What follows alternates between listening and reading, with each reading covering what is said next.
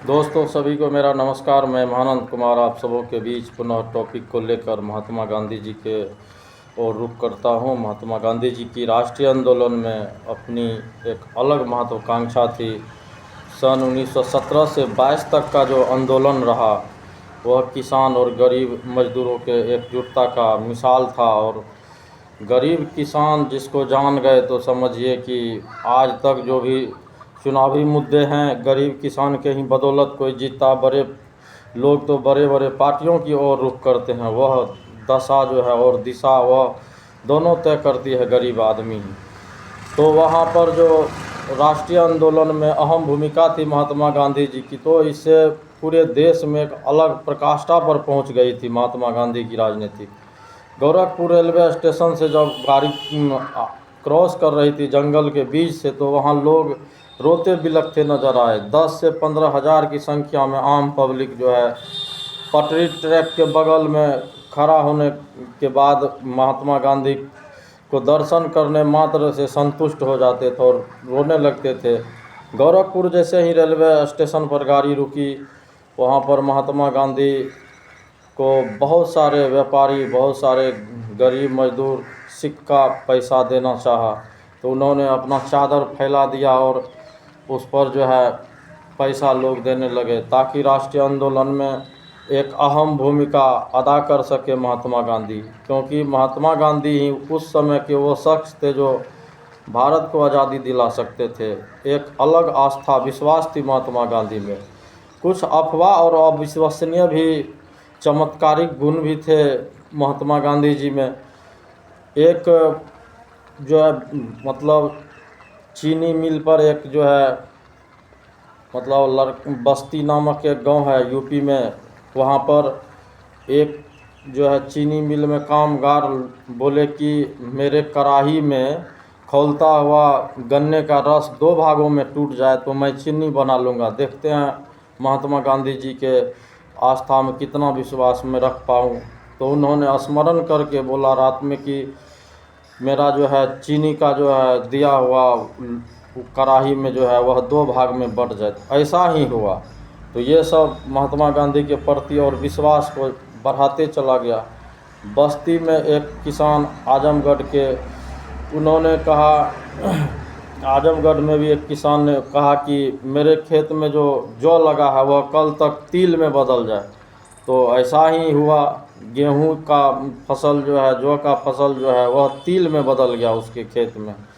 तो ये सब गुण के कारण महात्मा गांधी में और ईश्वरीय शक्ति का गुण झलकने लगी थी। तो उसी बीच में सन 1928 में साइमन कमीशन आता है, जो कि महाराष्ट्र में लाला लाजपत राय उनके विरोध कर रहे थे। साइमन कमीशन ऐसा कानून था कि उसमें क्रूरता से भरी हुई कानून थी। भारतीय लोगों पर अत्याचार का एक नया फरमान था Simon commission. Simon commission Bharat में आने के बाद जगह जगह पर विरोध होने लगे। Go back commission, go back Simon commission के नारे से पूरा देश गूंज उठा। परंतु लाला लाजपत राय अधिक चोटिल होने कारण, अधिक खून बह जाने कारण लाला लाजपत राय उसी लाठी के चपेट में आ गए और अपनी भारत माँ के लिए शहीद हो गए। तो बड़ा अफसोस हुआ। अब तो एक महात्मा गांधी जी अहिंसात्मक आंदोलन की ओर रुख कर रहे थे। अहिंसात्मक आंदोलन में ऐसा था कि हिंसा नहीं करना है। कोई भी रैली या कोई भी आवाज़ जो है किसी भी चौक चौराहे पर या रोड सड़क पर अगर रखेंगे तो बिना कोई भी घटना किए हुए अपनी मांगों को रखेंगे।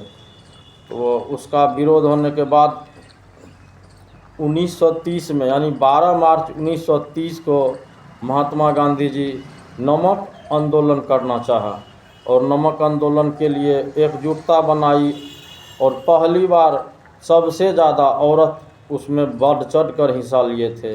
वैसे तो उस नमक आंदोलन में पूरे गरीब से लेकर अमीर वर्ग भी उसमें शामिल थे।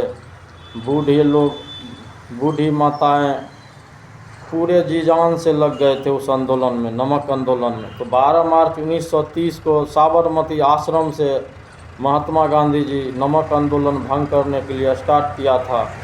और 3 हफ्ते बाद 6 अप्रैल 1930 को वहाँ पर दांडी में जाकर वहाँ पर जो है नमक चुटकी भर बनाया और उसके बाद चल दिया। क्योंकि वहाँ पर इससे पहले जो है लॉर्ड इरविन को एक पत्र दे दिया था कि मैं आंदोलन करूँगा, तो लॉर्ड इरविन को पता नहीं था कि इतने भारी संख्या में जुलूस लेकर महात्मा गांधी जी निकलेंगे। क्योंकि लाखों की भीड़ थी, उसमें कई हज़ार लोग गिरफ्तार कर लिए गए। बिहार में चौकीदारी कर से वह प्रसिद्ध है वह आंदोलन। बिहार में कई प्रतियोगी परीक्षाओं में पूछा जाता है चौकीदारी कर किस आंदोलन से जुड़ा हुआ है, तो वह है नमक आंदोलन।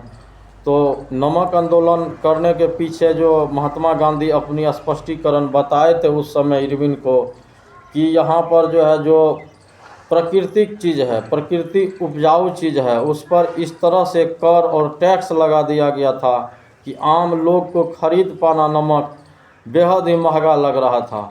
उनको लगा कि हमारे देश की ही बनी हुई नमक और हमारे देश में ही वो कर इतने बढ़ाकर बेच रहे हैं जो गरीब आदमी खरीद नहीं पाते हैं। और आप सभी जानते हैं कि नमक का हमारे जीवन में कितना उपयोग है। खाना बनाने के समय में किसी भी सब्ज़ी में अगर नमक नहीं दिया जाए तो वह सब्ज़ी कैसा लगेगा। इस आधार पर उन्होंने सोचा कि क्यों न इसके विरुद्ध आंदोलन खड़ा किया जाए, और उन्होंने आंदोलन खड़ा भी किया और सफल भी रहा। पुनः फिर महात्मा गांधी जी को गिरफ्तार कर लिए गए। इन्हीं चंद शब्दों के साथ इस टॉपिक को यहीं बिना विराम देता हूँ। जय हिंद, जय भारत। लाइक एवं सब्सक्राइब करना नहीं भूलें, क्योंकि आपका लाइक एवं सब्सक्राइब मेरा मोटिवेशन होता है। जय हिंद, जय भारत।